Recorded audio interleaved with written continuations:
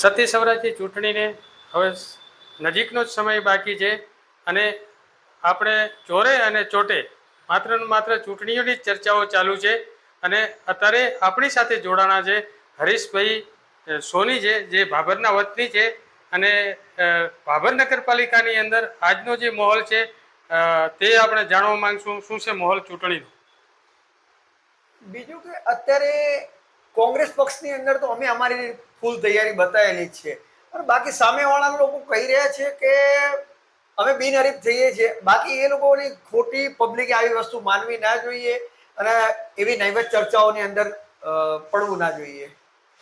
હવે પબ્લિકને નહીવત ચર્ચાઓમાં ન પડવો જોઈએ એવું કે તમે કોંગ્રેસ પાર્ટીમાં કેટલા સમયથી કામ કરો છો અને કયા કયા હોદ્દા ઉપર તમે કામગીરી કરી છે? બિલકુલ કે મારું પ્રથમ તો આજ સે હાથ જોડો શહેર સંગઠન પ્રમુખ તરીકે મારી નિમણૂક કરેલી હતી શક્તિસિંહ ગોહિલ અને ઇન્દ્રનીલ રાજગુરુ દ્વારા. અને એના પછી મારી જે નિમણૂક થઈ કે ઓલ ઇન્ડિયા કોંગ્રેસ પ્રમુખ AICWC દ્વારા જે જિલ્લાના મહામંત્રી તરીકે મારી નિમણૂક કરવામાં આવી છે. મારી પાસે હાલે 2 હોદ્દા છે. ખરેખર તો આ 24/24 બિનહરીફની વાત છે, એમાં તમારો શું કહેવો છે? 24/24 ભારતીય જનતા પાર્ટી વાળા ભલે કહી રહ્યા હોય, પણ એ લોકો એમના મનની વાત રજૂ કરે છે કે સામેવાળાના મનમાં શું છે. કે અમે પણ આજે એવું નથી કે એ લોકો આજે જે લોકો ભારતીય જનતા પાર્ટી વાળા લોકોને ખરીદે છે, લોકોને ફોસલાવાના ધંધા કરી રહ્યા છે અને બિલકુલ બે બુનિયાદી વાતો કરી રહ્યા છે કે જનતાના મગજમાં કંઈક ખોટું ઠસાડવા માંગી રહ્યા છે. આ લોકો કઈ પ્રકારે ખોટો ઠસાડવાના પ્રયત્નો કરી રહ્યા છે? અરે એ લોકો કહી રહ્યા છે કે અમે 24 જીતીએ છીએ. ભાઈ તમે સામેવાળા પક્ષનું તો કંઈક વિચારો કે સામેવાળાને તમે પૂછો તો ખરી કે કઈ રીતે એ લોકો બિનહરીફ તમને થવા દેશે. અમે પણ પૂરેપૂરા 24/24 ઉમેદવારો ઉતારીએ છીએ. આમ આદમી પાર્ટી પણ 24/24 ઉમેદવારો ઉતારી રહ્યા છે. અમારી સાથે વાતચીત થાય છે અને અપક્ષના પણ લગભગ 24 ઉમેદવારો થઈ રહ્યા છે. તો આજે કઈ રીતે એ લોકો બિનહરીફ કર્યા? ખોટા સપના જોવાના ભારતીય જનતા પાર્ટી વાળા લોકો રહેવા દે એવું મારું માનવું છે. પણ અત્યારે તો ભારતીય જનતા પાર્ટી કે અમારો મોટો વિકાસ છે, ભાભર નગરને અમે વિકાસના મોટા મોટા કામો આપ્યા છે, તો એ બાબતે તમે શું કહેશો? અરે મને તો યાદ છે ત્યાં સુધી કે આ સ્વરૂપજીને ધારાસભ્ય તરીકે આએ લગભગ 1.5 વર્ષ જેવું થવા આવ્યું. આજે ભાભરની અંદર એક પણ એમણે ઈંટ નથી મૂકી. તો આજે કયું વિકાસનું કામ કર્યું? આજે હોય તો પોતે મીડિયાની સમક્ષ બતાવે ને મને કામ. હા, હવે સુનીભાઈ, કાલે જ સૌરભજી મીડિયા સમક્ષ બતાવ્યો છે કે મેં આવડા કામો કર્યા છે અને સાંસદ શ્રી જ્ઞાનીબેન ઠાકોર એ પણ એ રોડ રસ્તાથી નીકળતા હશે તો શું એમને એ કામો નહીં દેખાતા હોય? બિલકુલ કે આજે જે જૂની જ્યારે જ્ઞાનીબેન ધારાસભ્ય હતા ત્યારની જે ગ્રાન્ટો પાસ થયેલી હતી અને એ વખતના જે અધૂરા કાર્યો હતા કે આજે સ્વરૂપજી પૂરા કરી રહ્યા છે અને એનો જસ પોતે લઈ રહ્યા છે કે આ બધું મારી વખતે પાસ થયેલું. બિલકુલ ખોટે ખોટું છે. એમની વખતે કોઈ ગ્રાન્ટ પાસ થઈ નથી અને કોઈ ગ્રાન્ટો મળવાની છે જ નહીં બાકી એમના સમયગાળા દરમિયાન. હવે તમે કહી રહ્યા છો કે જે જૂના કામો હતા એમને પૂર્ણ કરવામાં અને પોતે એનો ક્ષય લઈ રહ્યા છે. એની જે કામ પહેલા મંજૂર થયેલા હતા એને પોતાના દર્શાવી રહ્યા છે, તમે એવો કહેવા માંગો છો. પણ કોંગ્રેસ અત્યારે કઈ રીતનું ગઠબંધન કરી રહી છે અને કઈ રીતનું સંગઠન કરી રહી છે અને આગામી કેવા પ્રયત્નો કરશે?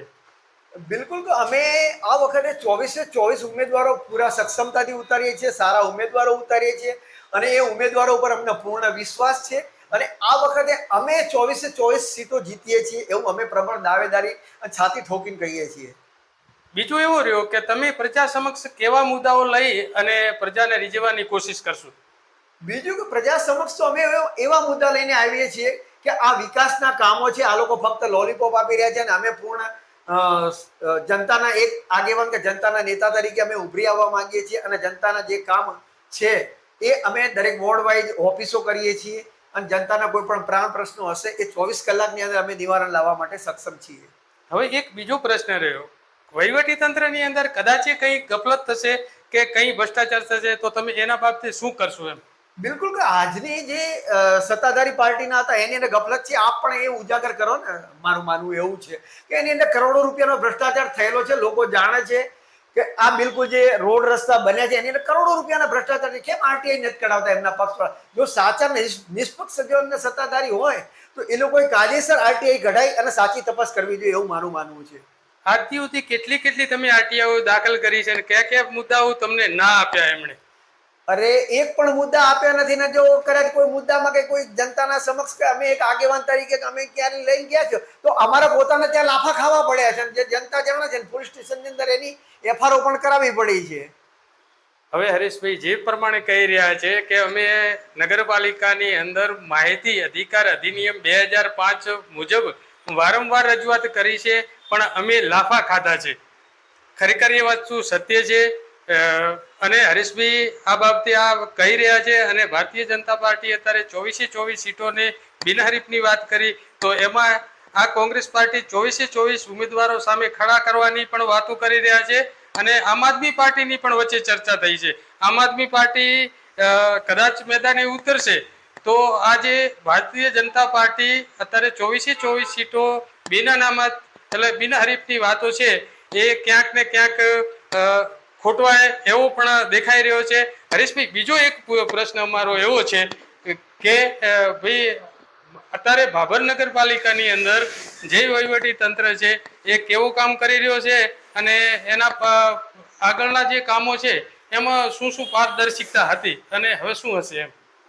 બીજું કે સતીશભાઈ મારું તો માનવું એવું છે કે જે નગરપાલિકાના જે અગાઉના કામ હતા એ ખુદ ક્યારેય કોઈ 24 કોર્પોરેટરો હતા ક્યારે જનતાની સમક્ષ આવ્યા નથી કે જે ક્યારે રોડ રસ્તા કે ગટરોનું કામ થયું ક્યારે પોતે એ કામ ઉપર કે સ્થળ વિઝિટ ક્યારેય કરી જ નથી.